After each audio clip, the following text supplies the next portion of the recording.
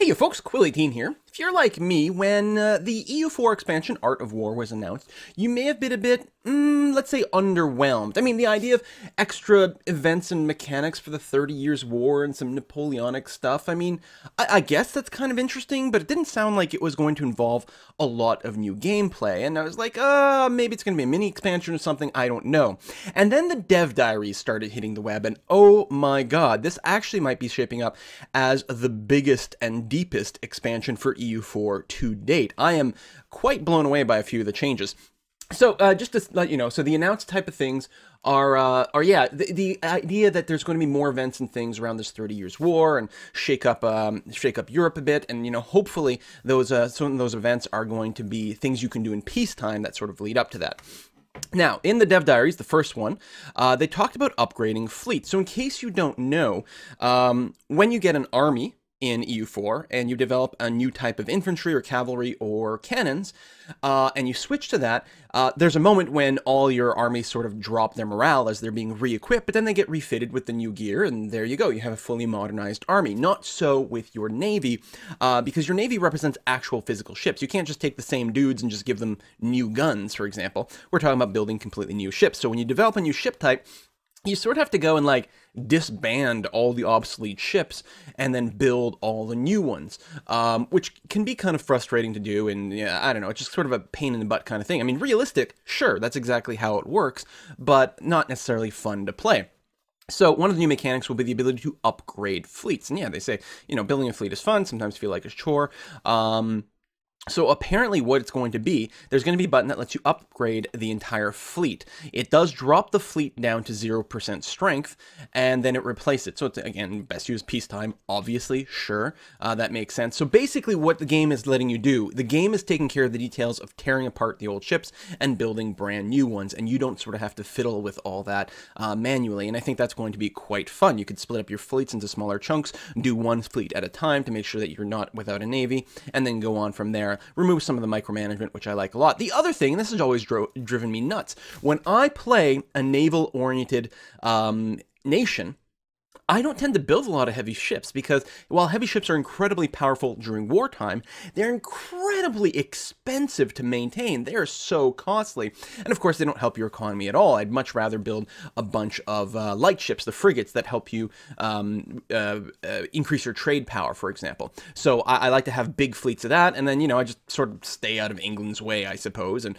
I use my giant fleet of light ships to mostly beat up other people relatively easy. So it works okay. And then during peacetime, you have an economy that kind of works because you can use trade. Well, now I love the fact that you can mothball fleets. The idea that you can take all your heavy ships, throw them into port, and then set them as I don't know, inactive or mothballed. I don't know what the button will actually say. They will lose strength over time, but they will be cheap. They don't get repaired. They don't do anything like that. But you will not be spending much money. And historically, this is what happened to ships all the time. What's that really famous American ship? Is it the USS Constitution, Old Ironsides or whatever? That thing has been like built, used in a combat, then parked in a port for like 2 years with zero work done to it, and then a new war would break out and they would just shine it up, throw it back out to sea, and then, they'd let it do some patrolling stuff. 10 years later, they'd mothball it again. Then they decide to modernize it with more stuff and put it back in the field. That thing was like an active, proper ship for like 50 or 100 years or something like that, before it went to this sort of monument kind of status or whatever. But it was really crazy. And so it makes sense that you could take your big fleet, mothball it, save your money. If a war is starting to break out, then you can reactivate your fleet, and then you can upgrade them later. It's actually, while some of this feels maybe like a gamey kind of mechanism, it's actually relatively realistic in terms of how ships were handled. Anyway, enough about ships. I'm really excited about these things. It's not like the sexy part of the expansion, but I think as a quality of life improvement, love it. Local autonomy is kind of interesting. So this is an entirely new feature, and it represents how sort of independent a particular province is. The more independent, the more local autonomy it has, the less prone to rebellion it will be. But on the other hand, you get basically no taxes and no manpower and so on and so forth. So really, if you want to have a powerful nation, you're going to want very low local autonomy. You're going to want a more centralized government. But if you're having problems with rebellion, there may be ways to increase that and just deal with it. So you can increase it, for example, here. It gives the province -10 unrest, or 30 years. It's probably meant to be for 30 years, and gives an extra 25% to autonomy. Like, it's kind of cool. And yeah, so every 30 years you can tweak it. We don't know what the cost is or anything like that. And yeah, we're talking about unrest level, and they are replacing revolt risk. The revolt risk mechanic is being changed with an unrest mechanic that, from the sound of things, sounds like it's going to be a little bit better, a little bit more predictable, and a little bit more interesting at the same time. We'll see how it actually works out. But I think that's going to be another nice tweak to the game. So local autonomy is a completely new system. Unrest is a replacement of revolt risk. So yeah, and like autonomy decreases naturally over time, because it does make sense that you're going to be setting up more and more centralized government things. Yeah. Conquering a non-core province adds 50% autonomy to that province, while having a claim reduces the impact to 40%. And potentially, you know, having the extra autonomy would also reduce rebellion risk, maybe. I don't know. We'll see how it goes. And yeah, then it goes on to talk about how the Ming have changed. Now, I haven't played the Ming yet myself, so I can't really talk about what the impact of these things are. But government penalties have been reduced. Celestial Empire means a province can never be below 50% autonomy. Hordes can never reach autonomy below 25%. So these guys are always a little bit more independent-y than the other guys. So we'll see how it goes. But then the big thing, so I'm reading through this, I'm like, okay, small tweaks, yeah, potentially better for game balance, or, you know, slightly cleaning up some of the game mechanics. And then you get to the India bit and you're like, wait, why was this not in the headline? So right now in the game, India has 77 provinces. They're going to double that number to 153 provinces. How insanely crazy is that? India's all of a sudden going to become a much, much more interesting and detailed area to play in. Apparently, a lot of the tax bases are going to get dropped to kind of keep the overall economy relatively balanced. But yeah, there's just going to be a lot more stuff to go on there, which makes me kind of happy because I was really planning to do an India game. So I'm really looking forward to that. They've got a bunch of new tags for new, like, cultures and religions, or little kingdom types, I suppose. But then, yeah, they go down and they keep breaking down all these areas. Here's some more stuff here. Here's some more stuff there. Some more tags. Some more of this. Was I wrong, or was there more religion details? I might be getting confused about something. More tags. More, like, look, it's just like, it just goes on and on and on. Like, India is now, like, crazy big, crazy detail. It's going to be fantastic. Lots of history. I'll put the links down to the dev diaries if you're interested in the specifics. Southern India. Oh, this is the big one. Ceylon over here split into 3 provinces as opposed to just the one, which actually I think I'm quite liking that kind of change, because Ceylon was almost sort of an afterthought. It was like the most trivial thing in the universe for like Europeans to sort of conquer, and I don't know, it might make the area more interesting. We'll see how it goes. Himalayas.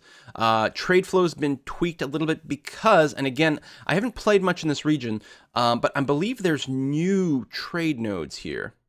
Because there was like one big one, wasn't there, for like all of India here? And at least like there's at least 2.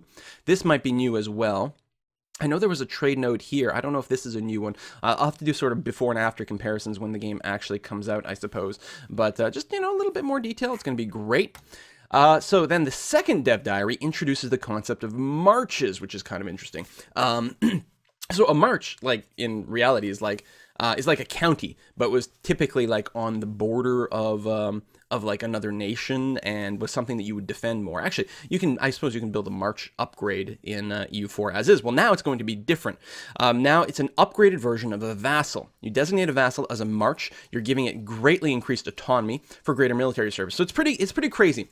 It doesn't give you taxes, and you cannot annex a march. Once you turn a vassal into a march, you can't annex it, which means it's a big risk to do it. But they get a huge bonus to manpower, force limit, fort defense. Amazingly cool. Yeah, and you can retract the march status, so if you do want to annex, you can unmarchify something. You take a stability hit. I'm expecting it to be just a -1, maybe. I'm hoping it's a -1. Same as sort of breaking a royal marriage. And you take an opinion penalty and whatever, but you can soak them in later if you're, you know, kind of sad about doing that. But that's a massive boost, and that's going to be incredibly handy in a lot of different situations. Maybe you're going to want to feed them more land. I know, how powerful do you want to make them? I don't know. But I like this. I don't know how heavily it'll be used, but it's a really cool little option. All right, so now they're going to talk about the new unrest system. So there's no more revolt risk. So with the chance of spawning rebels in the province by random chance every month, gone away. So now what it is, it's unrest that builds over time. Unrest in the province will affect how quickly regiments and ships can be recruited there. No direct impact on your economy. Yeah, because local autonomy mostly covers taxes and also manpower, for example. Every province is aligned with one possible rebel faction, which is interesting. Every month, every province has a chance to see an increase in the progress of an uprising of the local rebels. When the progress reaches 100%, the faction rises up in revolt. So it's a little bit more predictable. You can sort of see it building, which sort of makes sense, right? They're like gathering their forces, getting a bigger and bigger crowd to go, and you can see like, okay, we're starting to reach a tipping point. It's reminding me a little bit about the rebellion system in Victoria 2, for example, which was always quite fun. And yeah, and then it does pop up sort of, I don't know, I guess anywhere it says. I mean, presumably it's going to be semi-predictable. I don't think it's literally everywhere in the nation, but maybe there's something I'm not following over here. And it is cool that lowering revolt chances, I suppose, or unrest, because they're not going to have revolt risk. So I don't know what the text on theologians and court houses are going to say anymore, but it sounds pretty cool. Harsh treatment targets rebel factions instead of provinces, which is kind of cool. So maybe like on a global screen. We already have that that button in the sort of stability panel that's, for dealing with rebels. And so I think that button, that page will become increasingly useful. And I'm kind of looking forward to seeing how this works. I do like the idea of somewhat less pure randomness. I want rebels to still be dangerous. I still want them to be a threat, but I want you to feel like you can see your like impending doom coming, and it doesn't feel like just a random die roll that just screws you, for example. You have to make a decision. And you may not be able to prevent it or not, but at least, it doesn't feel so completely random. And yeah, and again, it's like crazy. They talked, like the last dev diary, they doubled the Indian provinces. Well, now, Greater Persia and the Caucasus? I don't know how to say that properly.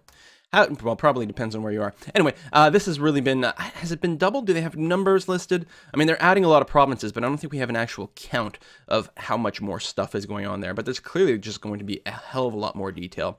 And then there's a bunch of new pictures for the areas, new tags being described, and so on and so forth. So really excited about this. I don't know if there's going to be any more announcements for this or not. I don't think we even have a release date for it yet. It was announced on August 14th. We were announced at Gamescom. And at the time, there weren't a whole lot of details. So I think that the things are still being worked out. I don't think there's quite a release date yet, but I'm maybe missing some piece of information. But based on the timeline of a lot of the other EU stuff at this point, I would expect something maybe within somewhere between like 30 to 90 days from now. So maybe something like October. Just I'm ballparking this. I may be completely wrong and stupid about this. So don't take my word for it. Certainly not any sort of initial official pronouncement. But that's sort of what I, in my head, am imagining as kind of a likely release date, somewhere around mid-October or something, but I have no idea. But I'm really pumped for this, really excited. The new mechanics, I think, will be kind of cool. There does seem to be, especially with like working with rebels and stuff like that, it feels like there might be a little bit more stuff to fool around with in peacetime, which is nice. And just, maybe a little bit more provinces and some other parts of the world might make those places a little bit more interesting to play, or at least conquer. See you next time, folks. Bye-bye.